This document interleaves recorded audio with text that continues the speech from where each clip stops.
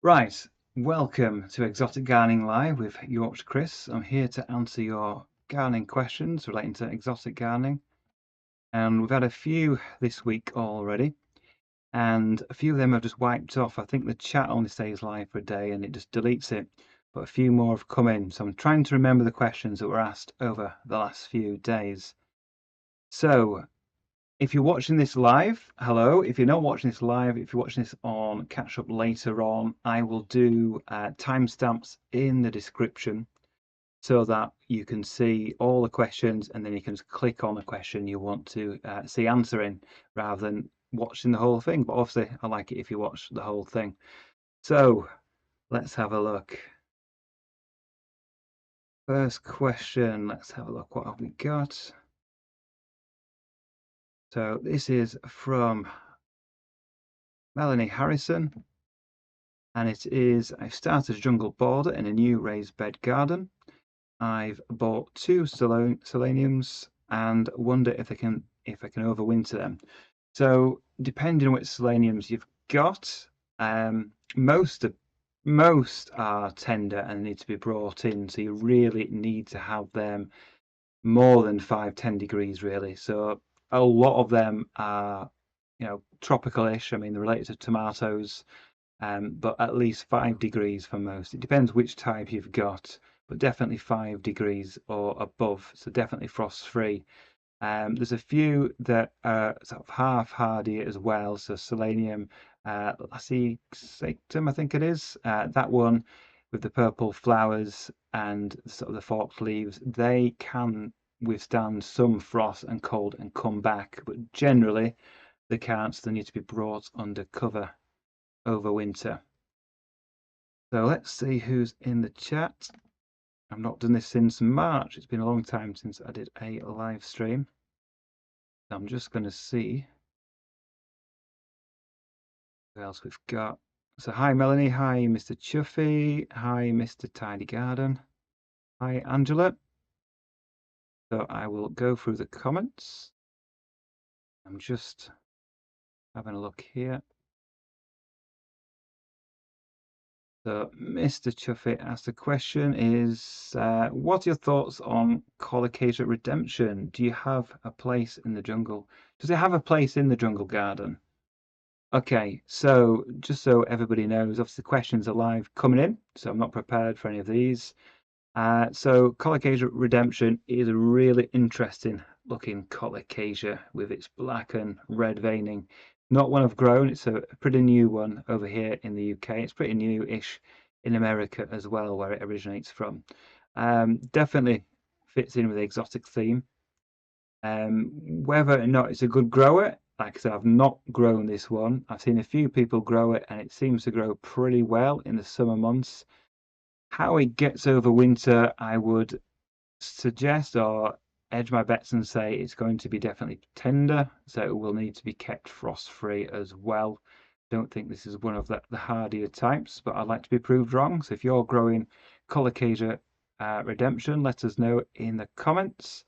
I don't think this is going to be a hardy one, but it looks spectacular. I've seen it's grown by a few people. A few UK nurseries seem to have it this year, so it's a good one to get because it looks so different from so many other Colocasias, but I would guess it's one of the tender ones.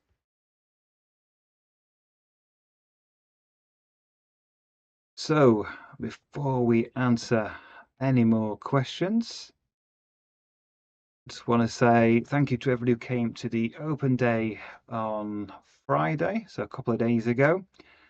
So for those that don't know, I open my garden in the summer for the National Garden Scheme, and we open on Friday evening, and we're going to open next weekend on Saturday and Sunday as well.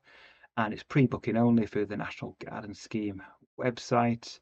And we had a full house of 60 people on Friday evening, and it was nice. It was good to see lots of people enjoy the garden, answered a few questions. The plants for sale, and the sun shone as well for most of the time, so it didn't rain for the evening because the rest of the day was absolutely downpouring with rain. So thanks for those that came. And let's go with the next questions. So basically, my setup at the moment is a laptop and a webcam and a microphone here. I don't have a separate screen to see the questions. So I'm flicking between the windows here. Let's see what the next question is.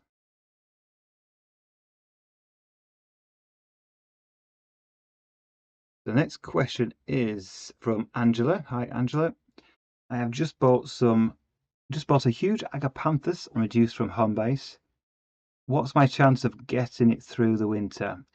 Is it something you've had in your garden? Thanks, Kris. So, Angela, yes. So I do grow Agapanthus, and this time of year they're basically in full bloom.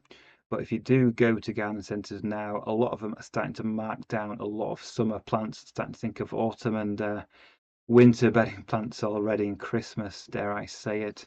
So you can actually pick up lots of bargains at the moment. And Agapanthus are one of these plants that they seem pretty expensive, really. Most of them seem to be well, most I've seen this year are between 13 and 40 pounds for a pot of Agapanthus. So they're not a cheap plant, but they are a fantastic plant for the garden from South Africa. Blue, white, purple flowers, like globe-shaped flowers. There's two types, or two main sort of types. You've got the evergreen ones and you've got the deciduous ones. The deciduous ones are definitely hardier on the whole and will come back year after year in the garden, whereas the evergreen ones are tender to half hardy, so not all of the evergreen ones will make it through winter in most of the UK. I've got 4 planted out at the moment, and a couple are a couple are evergreen and a couple are deciduous. And we had pretty cold winter last year. They've all come through the winter. They were not mulched or anything, but they're in nice free draining soil. The evergreen ones have struggled, so my deciduous ones are flowering right now in the garden, but the evergreen one is not flowering yet. It's sort of struggled through. It's got leaves, it is growing, but it's not flowering yet. So definitely try it. I don't know which one you've got. If you've got the evergreen one, it might struggle if we get cold winters.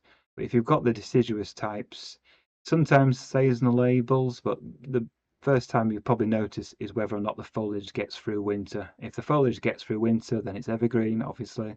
And if it dies back in autumn into winter, then it's deciduous. Hopefully you've got a deciduous one, because they're much easier, much better garden plants at least, and they'll get through. I mean, you can grow them in pots. A lot of people like to grow Agapanthus in pots, and a lot of people think if you get them nice and root bound in a pot, they will flower better, which I think probably is the case. But they're very vigorous, the roots, and they very quickly fill a pot. One advantage, though, of growing them in pots rather than the ground is that you can bring them under cover, either bring them towards the house or in a garage or porch or somewhere like that. So if you have got an evergreen type, then you can keep it frost-free that way, and it should get through the winter totally fine.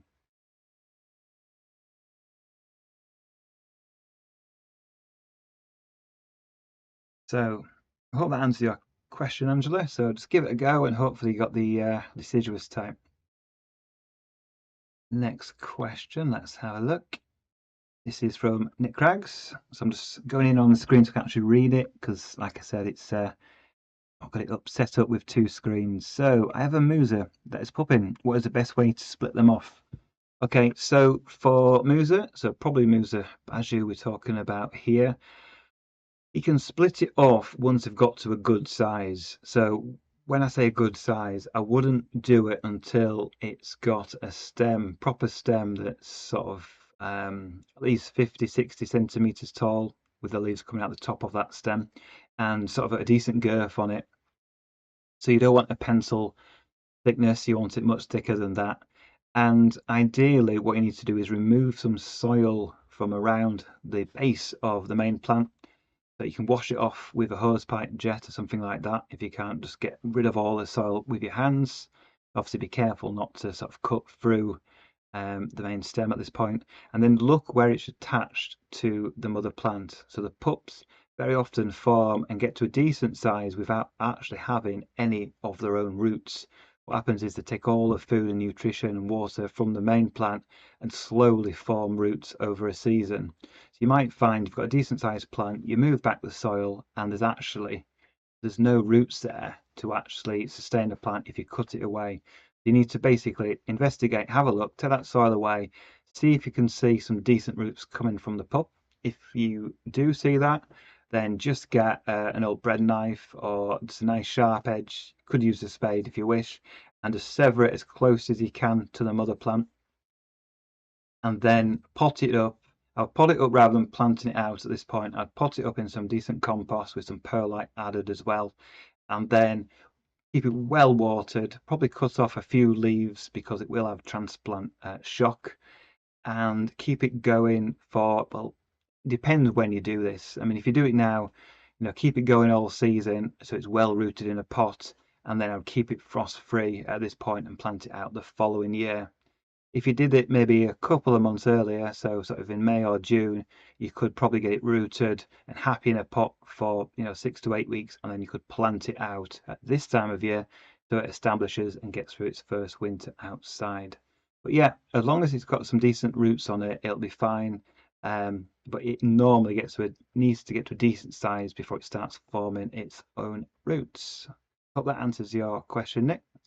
And just so you know, the plan is to keep answering questions. We'll probably go for an hour, and we'll probably stop after an hour, and we'll stop earlier if we run out of questions.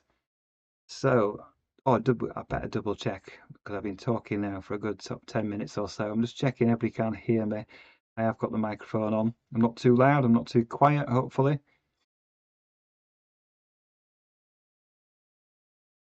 So let's have a look. So Melanie says, oh, autopurpureum.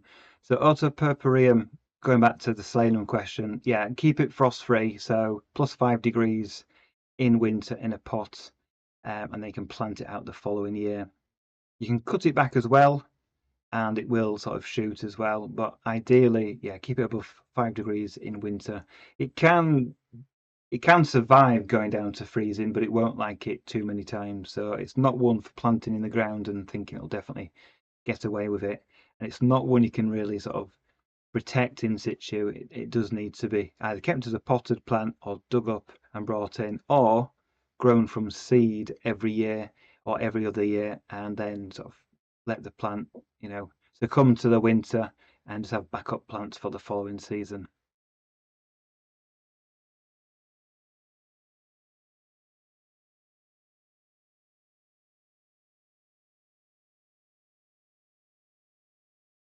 Okay, so the next question is about palm trees. So this is from Riyadh76. Hi, Riyadh.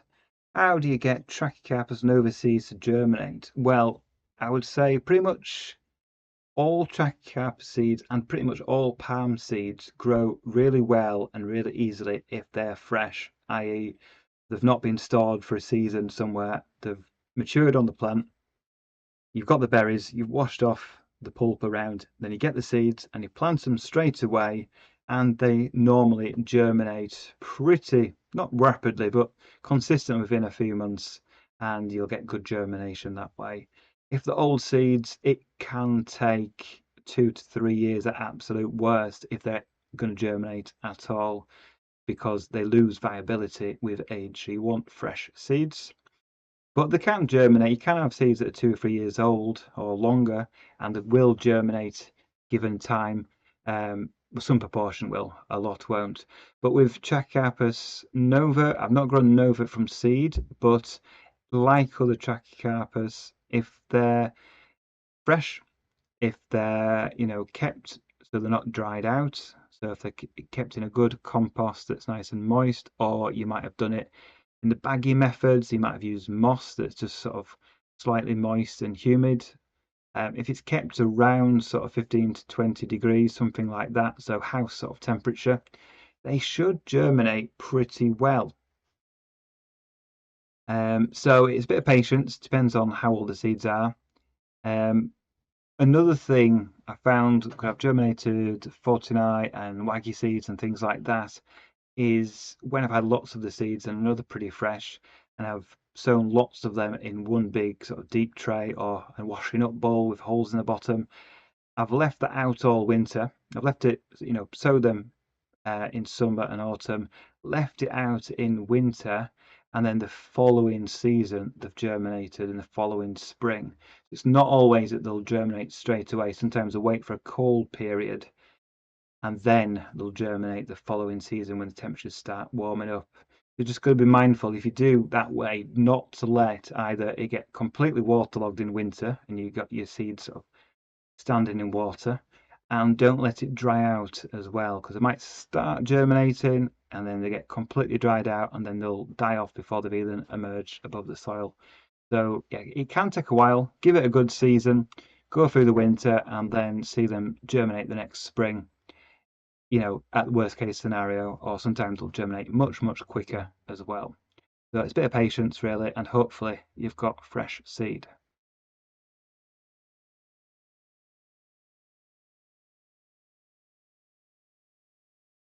So Mr. Truffet, I think you're referring to the Colocasia that I mentioned earlier, Red Redemption. It claims to be hardy, but we have heard it a lot before. So a lot of Colocasias, because they're grown in the US where they have extreme summer heat or much, warmer than what we normally have over here, the plants like Colocasias, they can harden off. The bulbs can get strong and mature and quite a good size and can get through a winter.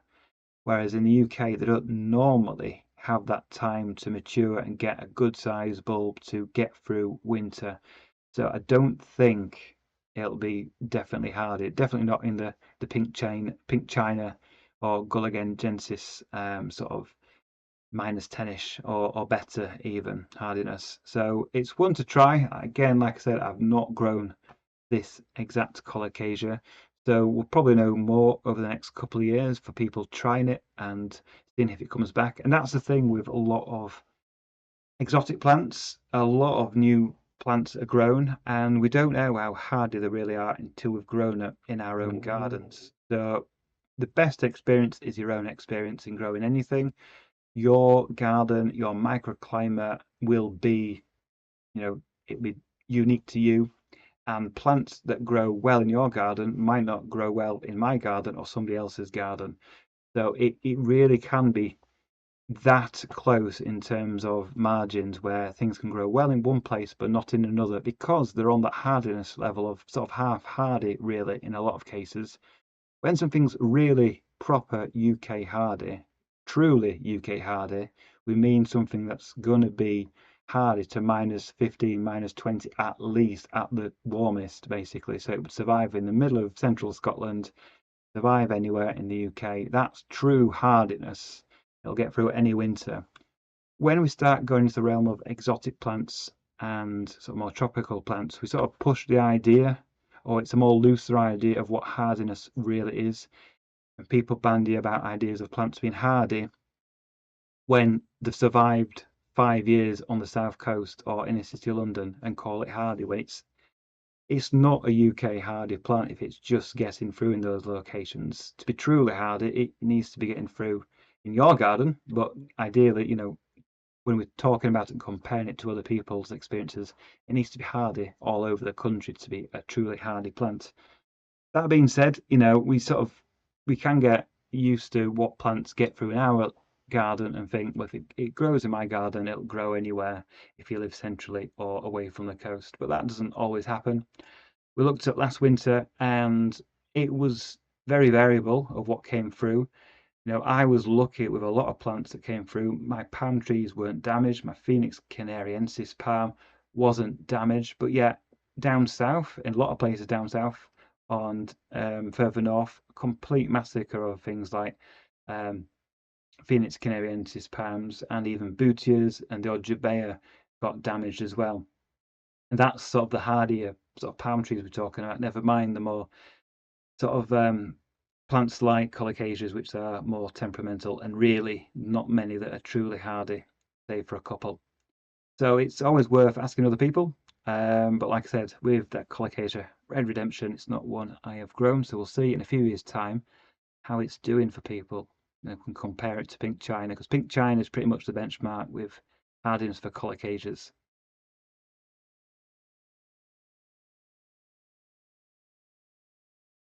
Next question again from Nick Craggs. So looking forward to see you and the garden next weekend. So yeah, as I mentioned earlier, the garden is open Saturday and Sunday 10 till 5 with slots every hour. We've got slots. People can book tickets through the National Garden Scheme website to have a look around the garden, ask me questions. And as you've asked in this question, Nick, plants for sale. There are still plants for sale. If you look out the window, yeah, they're still there. We've still got plants for sale. A lot of things did go. So Colocasias went. Most of the gingers went. And I'll tell you what was really popular was Clerodendron bungii, which is a very, very hardy shrub, but looks really good with this time of year, and it's about to flower. So that was really popular and sold all those as well, I think. But there's lots of aeoniums. There's a few gingers left. Got Fatsihedra, got a couple of bamboos, and all sorts of other weird and wonderful plants as well. And I'll be adding a few more this week, ready for the weekend. So yeah, there's still plants, but no Colocasias, I don't think. And I think there's one Tetrapanax papyrifera out there as well, just a small one. But yeah, there are plants, Nick. So let's have a look. What else have we got?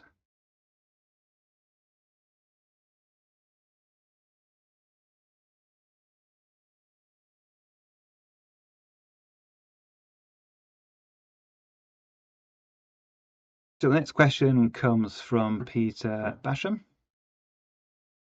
Alas, my Dixonia hasn't come back this year. No new fronds and looks a goner. Got down to about -7 last winter. Is it time to call it? Well, I would say with tree ferns, it depends if you protected it or not, if it was well watered from last year into spring. But -7 protected shouldn't be an issue if it had plenty of straw or fleece around it. But depending obviously on your location, how cold it was, for how long, it could have perished.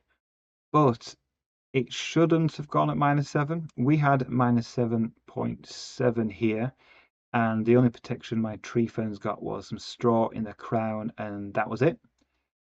The sort of 5 or 6 in the bottom corner of my garden, and they're all looking fantastic. I've got 2 smallish ones, but with really long fronds. They're looking good. My tallest specimen, which is a big 7-footer, which has never looked great because I got it in pretty bad condition when I got it. It's alive, but it's put out the smallest fronds this year because it was the tallest and sort of most exposed one. And it probably hasn't been getting enough water compared to the others as well. So when I say enough water, I mean from last summer through autumn and early in the season this year, probably didn't water that one as much as I did the others. And you can see the outcome of that. It's only got tiny, tiny fronds. But I'll persevere with it. I'll keep watering it, and hopefully it will see bigger fronds next year. With yours, if you've got no fronds, I would say it's not looking great if it's got no fronds yet, but I would wait and see.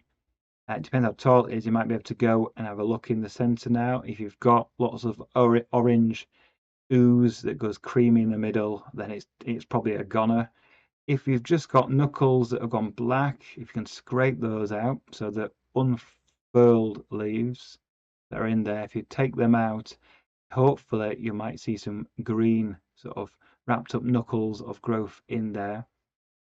And just be patient. It can still, take a while for them to unfurl.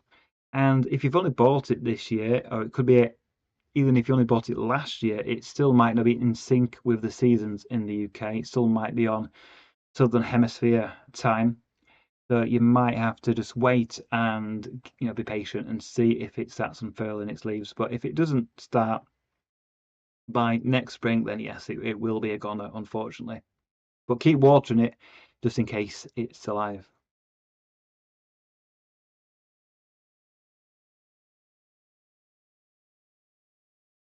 Right, let's see what's next. Hi Andy, this is from Andy Chase. I have a huge 15-year-old Phoenix Cineariensis. This year, the leaves in the centre stopped growing, went brown about 3 foot into growth and died. The centre, however, appears solid. Will it recover? So as I was mentioning earlier with Phoenix Cineariensis, this is a palm that isn't hardy. So I don't think anybody can claim it's a hardy palm. Generally speaking, we say it's fine. When it's a big size, it's fine down to about -5.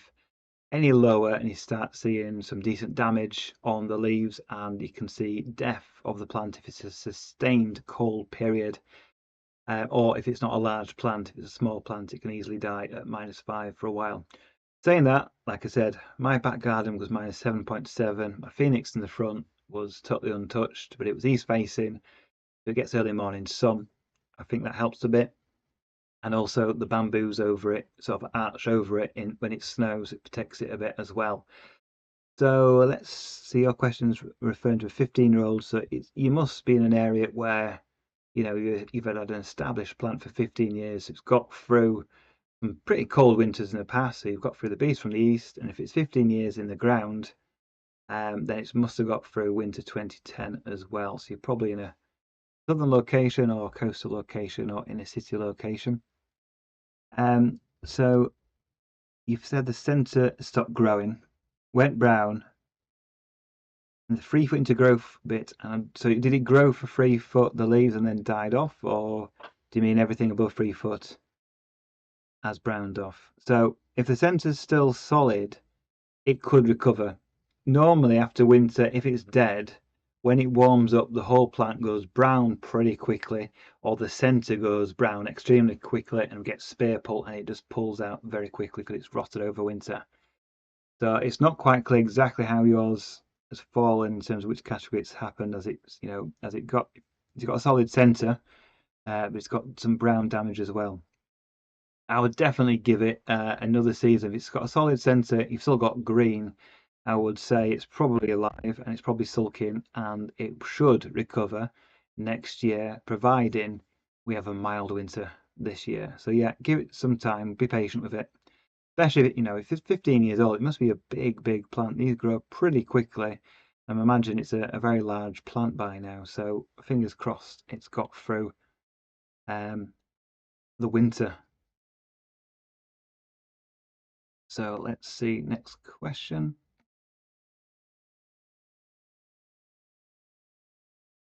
So yeah, Angela just mentioned she's got the evergreen type, so it's going to bring into polytunnels. That's the Agapanthus. Yeah, I would do that.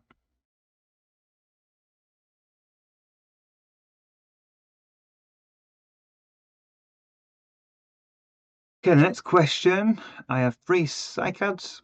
One has flushed this year so far. On average, how often do your Cycads flush? Well, honestly, they normally go 2 years between flushes, so they're extremely slow in my location.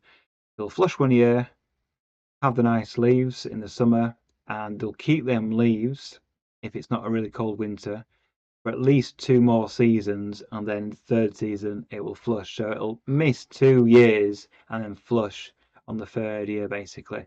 But they can flush 2 times a year in ideal locations. Most people say they flush 1 year, have a dormant year, and then flush the next year. But for me, it's a bit longer than that. And you normally, like you said, you normally get the main crown of leaves, and then you'll often get little pups around the side. And the little pups might flush at different times or intermittently, so they might not both flush at the same time. So provided it's not all soft and gooey in the center, then it's going to be alive. And obviously, if you've got nice green leaves on it now, it's alive and it'll be doing well, and it might just take a year or 2 before it flushes again. So they are slow plants, but when they start into growth and start unfurling new leaves, then it does grow very quick for a few weeks, and then it'll just sit there for a year or 2 before it starts growing again.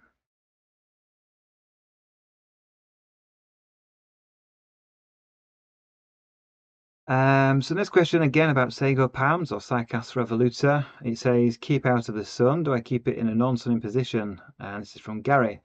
So hi Gary, this depends if you're growing it as a house plant or if you're growing it as a potted plant for outside or even in the ground.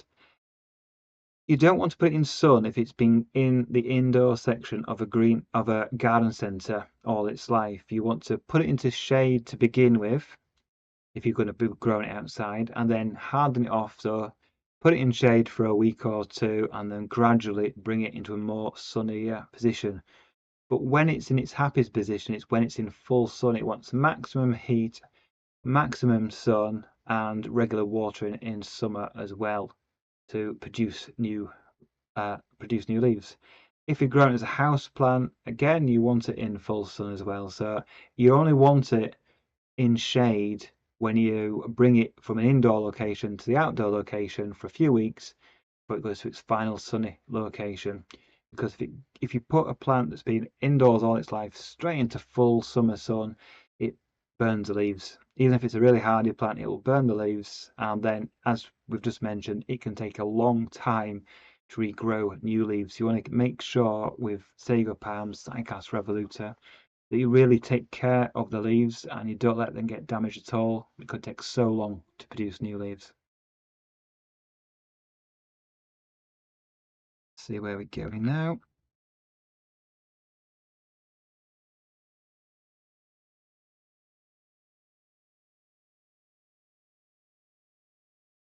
Okay, next question is from Deborah Lee. What's your favourite garden tools for hard to reach foliage? Petrol, cordless, or corded? Just really for safety for me, I like using sort of electric rather than petrol. I've never used petrol tools. I know a lot of people do, and they have more oomph and they're stronger. But I think they're generally heavier to use. Obviously, they make a lot more sound, and obviously you got the maintenance costs with looking after the motor on that as well. So I prefer sort of electric. Cordless is good in terms of being able to, for safety, not having wires about. But I was given a corded strimmer, and that's what I use. I do use a corded one. I have cut through it, the cord. But if you've got the proper setup of RCD, the circuit breakers, then you won't come to any harm, because as soon as you cut through that cord, the power is cut straight away and you're not electrocuted. That's the whole point of the safety features built into the circuit board onto that. So that's what I like to use. I use electric. But it depends what you're cutting as well, because if you're just doing a bit of strimming of just leaves, we're not talking about cutting branches or anything like that, just doing foliage, then electric is fine. I think if you start thinking about cutting through bit of wood and thicker branches, then you're probably better off with petrol or getting somebody else to do it who likes doing that sort of job. But I like to use electric, and just because I was given it, I've got a corded one rather than a cordless. But they do get heavy when you're holding power tools like this, especially if you're sort of strimming sort of above your head. Your arms start aching using these tools because they are heavy. So you just have to take your time with them.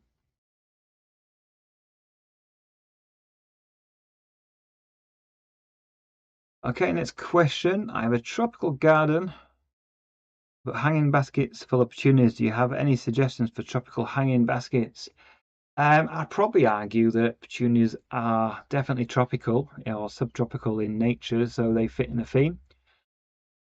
You can grow basically any of the bedding plants we grow traditionally for hanging baskets are going to be tropical or subtropical plants because they only grow in the summer months or survive the summer months. So petunias, some of the pelargoniums, and all the other sort of foliage plants we get as well, and Saphinias and things like that. So I think they look great. It's a pop of colour. So all those, just pick what you like basically in sort of spring, early summer, and just go for what you like in terms of colours. Get a mixture of trailing plants as well as some fillers and sort of a bit of a taller plant. I mean, personally, I would stick away from some of the sort of blousy fuchsias in sort of the lighter colours because I don't think they necessarily fit in with the exotic theme. You can go the completely opposite way as well. If you want something low maintenance, you don't need to water all the time. You can have arid plants, spiky plants, succulent plants. You can get trailing succulent house plants as well, which you can use in your hanging baskets, so you don't have to water them as much. So yeah, you can get a mixture of proper sort of hardy succulent plants and pavilions, some things like that, as well as your sort of house plants. So you get the beads of dolphins, beads, I forgot what they're called now. They're like pearls. Lots of the nice sort of trailing succulent house plants will do really well without too much water in the garden. So that's another idea for a hanging basket. Let's see if we've got any more questions.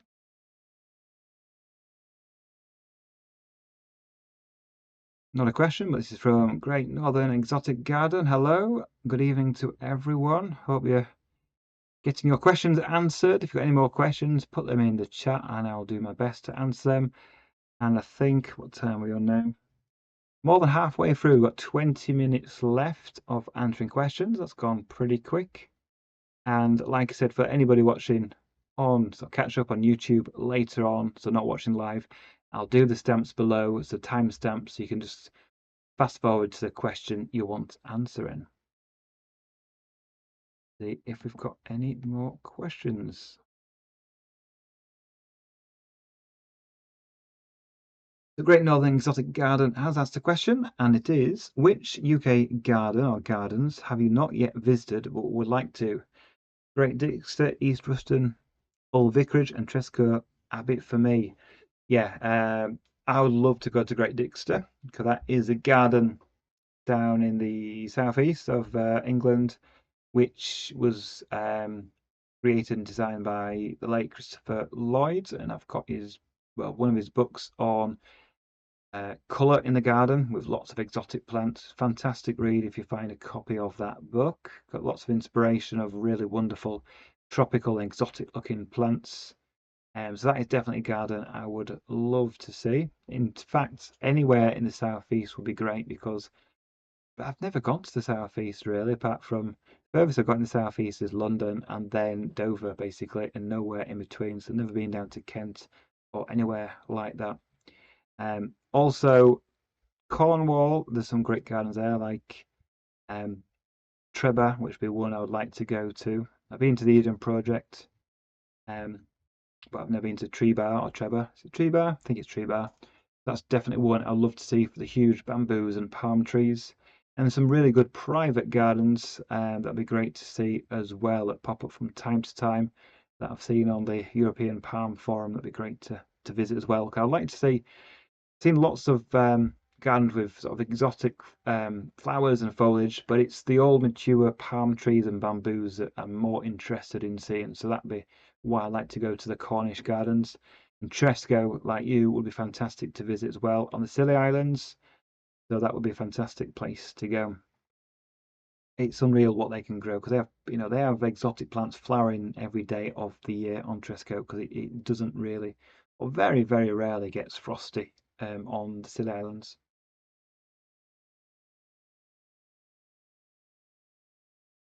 Let's see what the next question is.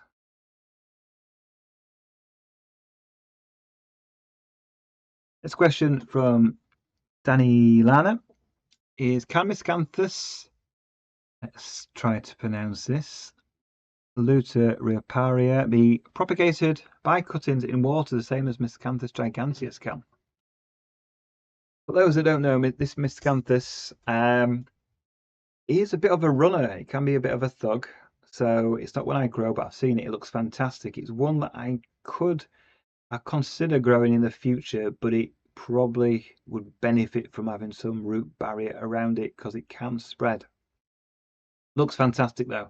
Absolutely gorgeous stems, or bluey purple stems, and it's a large grass as well.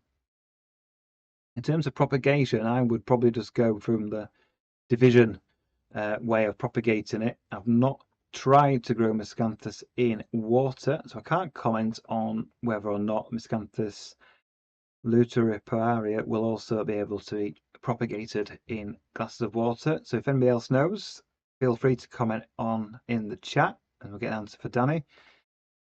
But I would, yeah, because it does run and it can send out lots of the rhizomes under the ground, I would probably divide it that way. I know it's a lot easier if you can do it in water. So if anybody knows if you can do it that way, let Danny and I know. But it's a fantastic plant, so it's one to Google. Have a look at this one, but just be mindful of the fact that it can spread quite a lot if it's happy. But it's huge. It grows at meters and meters tall. Okay, what have we done here? Looks like I've lost my chat. Look. No, there we go. Good. Just put that back on my side. Right, okay. Next question is, and it's from Nick again. So we've got a question about Monstera in the UK tropical garden, even just for summer. Yeah, fantastic plants to add that truly tropical look to the garden for the summer months. So the Swiss cheese plant, huge leaves with the holes and the gaps in them, and it's great for sort of ground cover or scrambling about in shade in the garden in summer.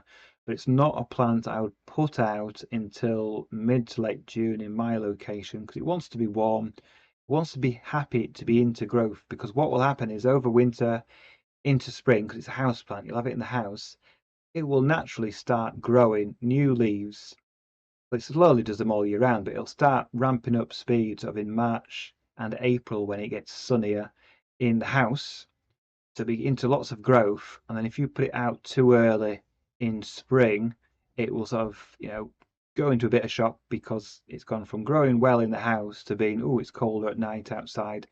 So I like to wait, because I do put mine out as well in the summer months. I like to wait till everything else has been planted out in the garden, everything's into growth, and then I'll dot houseplants about if I decide to bring my houseplants out, including the Monstera.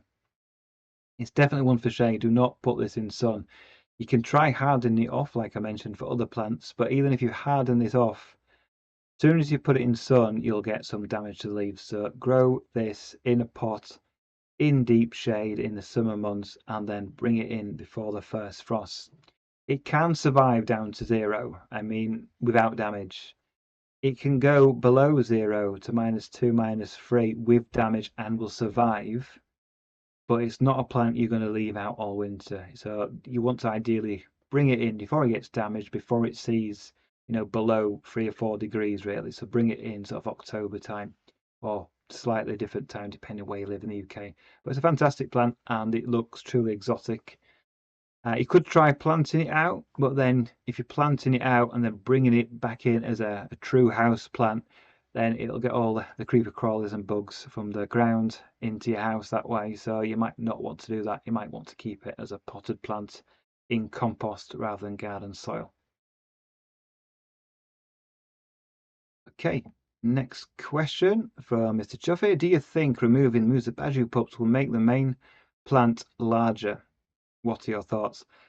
Yes, I think it would, because basically for Musa it grows many stems, and underneath the ground you've basically got one big rhizome. So if you want to remove the little pups before they've developed their own roots, so just chop them off basically, not trying to save the pups, it will concentrate all the energy into the main stem and it will mature quicker. And though you've got to remember, it will flower, and when it flowers, it will die because it replicates itself. It carries on growing by the pups growing, because each stem, once it flowers, dies, but then the pups carry on into growth, carry on growing until they mature, flower, and then they die.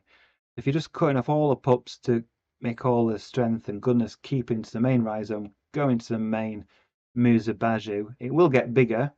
But when it flowers, if you've cut off all the pups, then the whole plant dies because you've got no backups. If you're thinking about cutting off pups that have already got their own roots, well, by that time, if they're mature enough to have their own roots of pups and take away their own plants, then the main plant has already given loads of nutrients and food and water to the pups, and it's not going to help chopping them off really at that stage. So if you want one massive stem, yeah, chop off all the pups as a form and it will get bigger, but then you're losing all your pups because they won't survive without their own roots. Hopefully that makes sense. See if there's any more questions. I should have a clock really so I can see what time we're on. I could just look on the taskbar on the computer, which says it's nearly 7:20. So we've got about 10 minutes left. But if we've got no more questions, I'll go back to the questions that were asked early in the week when I put this video preview on, but for some reason have disappeared. And there was a question about bromeliads in the garden. I think this is referring to the tropical or subtropical bromeliads rather than the terrestrial hardier ones. So the question was, can you plant them outside? Can you use them in the garden? And I think it was referring to using bromeliads on other plants as epiphytes. I've done this in the past, so in my old garden, in 2010, 2011, after that really cold winter, my tree fern, one of my tree ferns had died. And rather than dig it up the main trunk, I got lots and lots of colourful bromeliads from the houseplant section of the garden centre, and then they were extremely cheap. I think they were literally £1 each, or £1.50 at most. So I bought about a dozen of those, and I planted them in summer into the tree fern trunk, and it looked fantastic. It covered up the fact that there was a dead tree fern there because we had lots of colour from the variegated leaves and different colourful leaves of the bromeliads, and a few of them flowered as well. And like with the tree fern, I've kept it well watered, and then the water stays in the rosettes, and it looks really good. But if you want to do that year on year, then you need to bring in your bromeliads before it gets cold. So don't wait for frost. Get them in before that. Get them into the house. Keep them nice and warm over winter, and they'll carry on growing, and then can do the same process year after year. Although be mindful of the fact that most bromeliads that we grow like this, the last sort of 2 or 3 years flower, that main rosette dies off, and then the pups, the little rosettes around the side, will carry on the process for that. I think there was another couple of questions again that disappeared, so I apologise for that. I don't know why they disappeared. And I think I've answered everyone's questions. So we're nearly coming up to the hour. So I'd like to thank everybody for contributing this evening to this edition of Exotic Gardening Live. I'll do another one, I'm sure, in the future. And if you've got any more questions, you can ask me then or anytime on a YouTube video. So thank you for watching. Hopefully the weather improves. I think the weather is going to improve. So by the middle of this week, definitely by Thursday, we might even see 25 degrees in the country. So we might have some nice warm sunny weather back. And by next weekend, when I've got the open garden days, it should be nice, warm and sunny. So hopefully I'll see a few faces in the garden next weekend, and I'll see the rest of you on my YouTube videos in the future. So thank you for watching.